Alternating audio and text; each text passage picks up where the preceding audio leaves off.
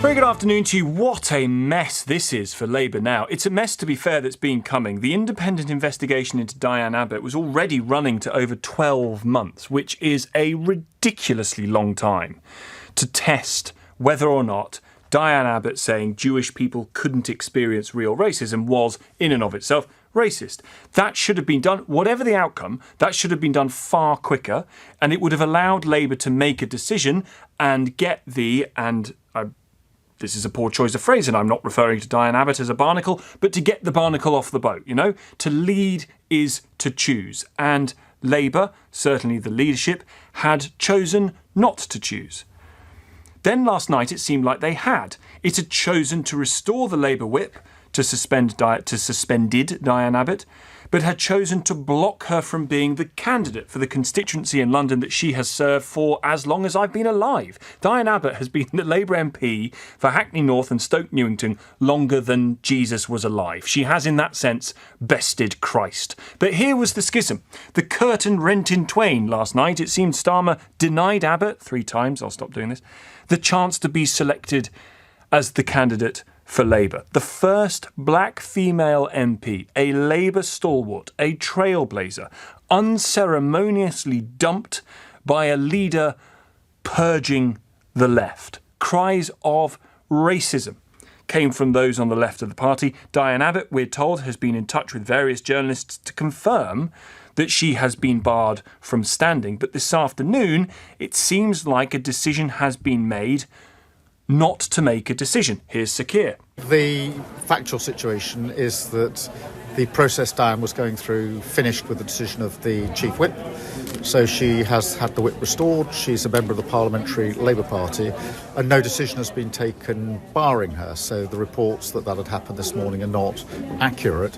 Obviously, ultimately, it's a matter for the National Executive Committee, but that's the situation as it is. No decision has been made. It's not a no, but it's not a yes either. So what is Keir Starmer waiting for here? Either it's a yay or a nay. You don't have to select her yourself, but surely you've got to now say whether you are in principle okay or not with Diane Abbott's name being put forward for selection in that seat again. I think this has just been handled exceptionally badly. You now have, I think, 6 unions saying to Labour, you've got to allow her to stand.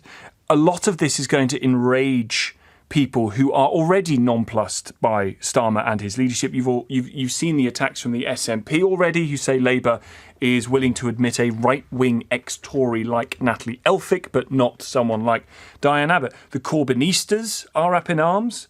They were about Labour's response to Gaza. This is adding fuel to their fiery anger now that Diane Abbott has apparently not been deselected, but not been selected either. Should Diane Abbott be allowed to stand? What happens if she isn't? And what is Keir Starmer waiting for here? What's going on? Pamela's in Redbridge. Pamela. Hi. Tom, I wanted to just point out something that you'd said to Mish, which I wanted to speak about. Firstly, I will say I've said to your researcher that I am not someone who's to the side of politics that Mish was on at all. But what I do think is that for you to just point out just one black man in the Labour Party as an example of to try and break down his argument wasn't right. And what I would ask you to do is to look at how many black men have been selected out of 650 seats within the Labour Party to actually stand. Well, how many have? And how I think you could probably count them on one hand. Well, do you know that, or?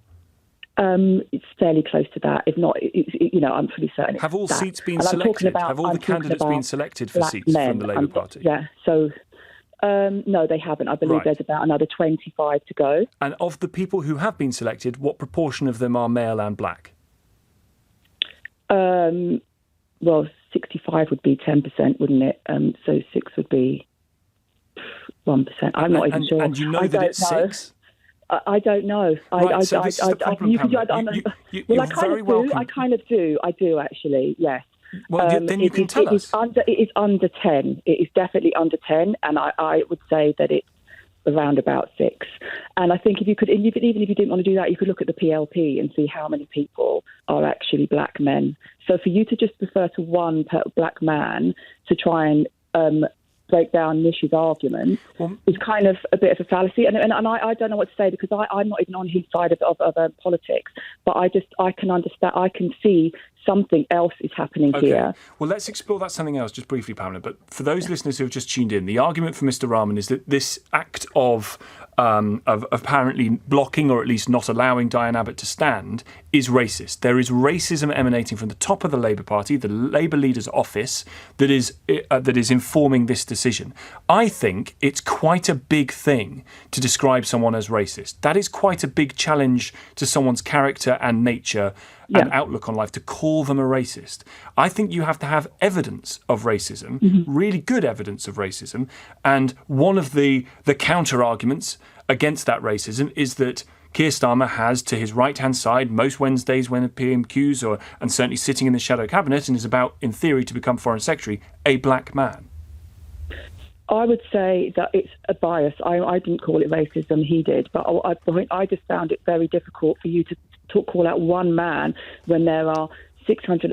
And I look at it and I think, well, of 650 places, candidate places, there is around about 6 people. OK, well, let's take that. I'm going to agree with you for argument's sake.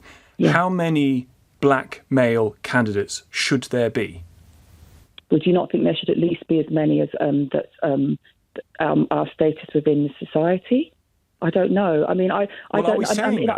Or at least if you look at London, should there not be more?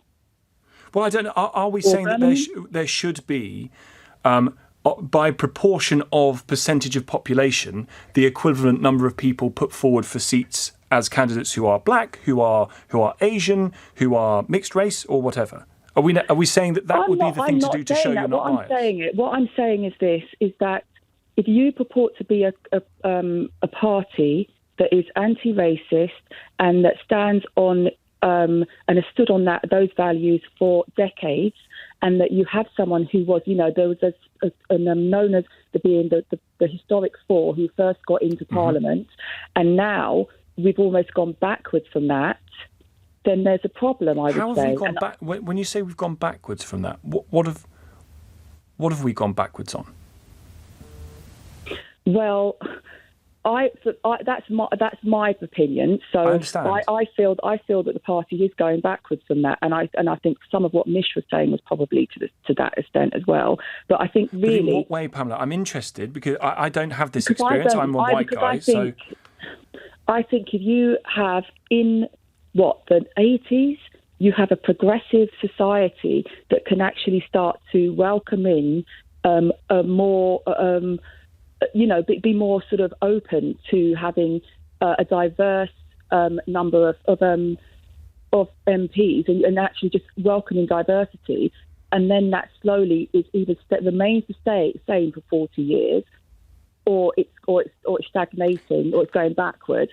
Then I would say that then but in pure numbers terms, it's gone forwards. There are vastly more black, mixed race, ethnic minority MPs, not just in the Labour Party, but in the Conservative Party across all of British politics, than there were in the 80s. Vastly more. Yeah. You know what? Now if you take on the whole thing as a whole, but I was talking about one thing, first of all, because you specifically spoke to one person. You specifically spoke to one person, so I was speaking to that one person, and that person is a black man. Mm-hmm. So, yeah, and actually I would go so far as to say that, as Mish had said, is that the Tories have been more successful in terms of showing diversity. That doesn't mean to say that their rhetoric is very good at all. It's not at all. You don't suddenly want to have flights to Rwanda for that case, if that's the case. But they actually at least appear to be on the surface of a thin veneer of looking like they have more, just kinder to people of diverse backgrounds. Interesting. Pamela, I really appreciate the call. I appreciate the challenge. Thank you very much for it. Very interesting. Hi, Tom. Hi. Gosh, that guest that you had on, he really boiled my blood. This has got nothing to do with racism. I'm a black woman. I will be voting for Keir Starmer. He has turned the party round and made it electable again. These people, on this faction on the left, they use colour all the time. It's identity politics. And it's the reason why the Tories always win, because they know that these useful idiots on the left will use colour every single time they don't get what they want, or they're not treated a certain way they want to be treated. Diane Abbott has said things that are very, very toxic, not just about Jews, about other people as well. So whenever people keep coming on the radio and saying, oh, well, this person said that person said that, she's got a track record. As far as I know, Tracey, these people haven't.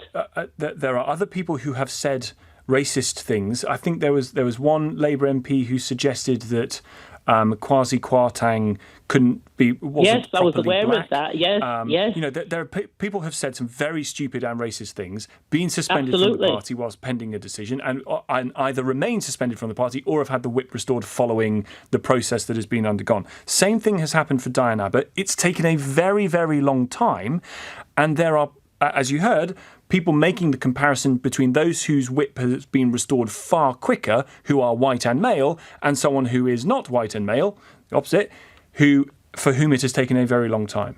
And you don't see any racism. And I'll say again, Diane Abbott has said some really ugly things, not just this time, but previously to that. A lot of these examples that are being used are people that have said, in one instance, said something, not got a track record. She can't be trusted to open her mouth and say the right thing. And also, isn't the problem, though, Tracey, that the right thing is now the agreed-upon line from Starmer's office? The right thing is a much more further to the centre and therefore further to the right form of politics with which Diane Abbott disagrees, broadly. No, I'm sorry, it isn't. She's been out on Twitter saying things that she doesn't know that is true. She's taken things from journalists and she's put them out there. That's not somebody who supports the Labour Party. That's every single time. Hang on. This is a woman who stood as a Labour MP during the Blair years, with whom she would have had fundamental political disagreements.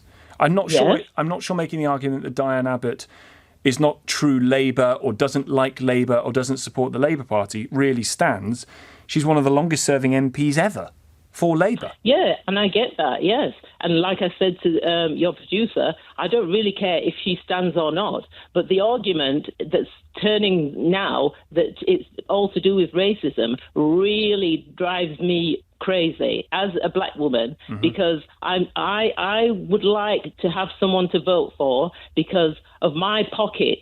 I want somebody who's going to do something for me financially. And so for these people to keep making this argument and turning people and it's just ugly. It's just ugly. You don't care. You know, I'm not trying to put words into your mouth, Tracey, but listening to what you're saying, you don't care what the colour of someone's skin that you elect is, as long as they do the job you want them to do. Is that fair? Exactly. And they work for all people. Stop separating people and saying, well, that's a black one, that's a brown one, that's a white one. No, just get on and serve people. And if there's a problem with Diane Abbott, stop leaping to say it's about her colour, because I'm telling you, it has nothing to do with it. She's not an angel. And if she's been treated badly, she's not the first person to have been treated badly. But I'll tell you now, it has nothing to do with her colour.